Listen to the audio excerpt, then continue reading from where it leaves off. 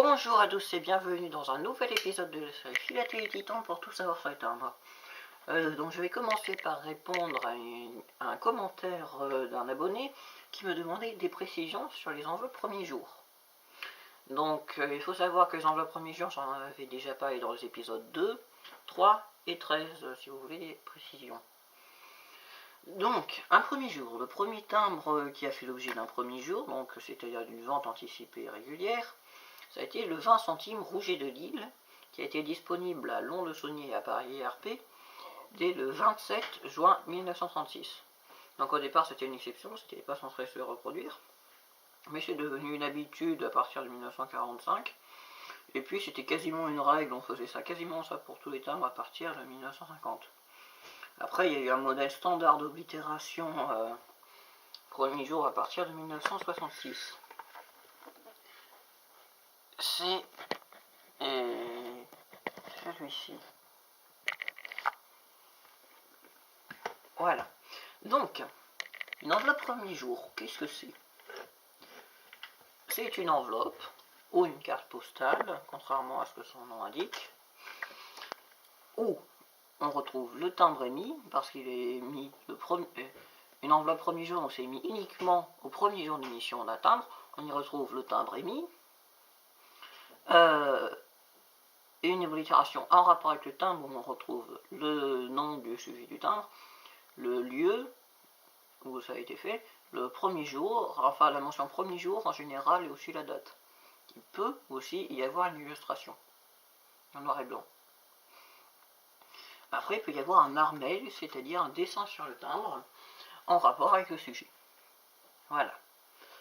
Et après, il faut dire que c'est une grosse arnaque de l'État, même si c'est très joli, etc.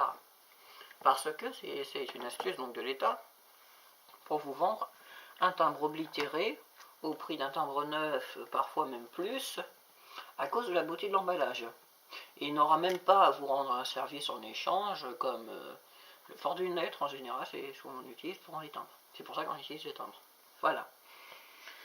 Donc, soit vous avez le choix, soit vous voulez protester contre les techniques assez abusives de l'État, dans ces cas-là vous n'en achèterez pas.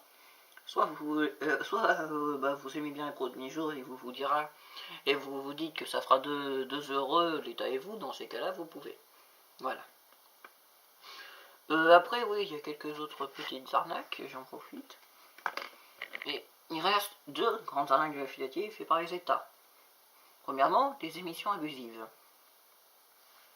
Ce sont des timbres qui sont imprimés. Il y a énormément de timbres qui sont imprimés dans un pays et le nombre est bien supérieur à la demande pour le port du courrier, donc c'est pour les philatélistes. Après, ce pays va en exporter par exemple en France, il y en a beaucoup en France, et se faire donc de l'argent. Donc il faut dire que ces timbres sont faits pour que les philatélistes permettent à l'État d'avoir de l'argent. Après aussi ils sont très jolis, c'est dans le même cas que le premier jour, quoi. Voilà. On a à peu près donc le même truc en France, avec la célèbre entreprise Filapost.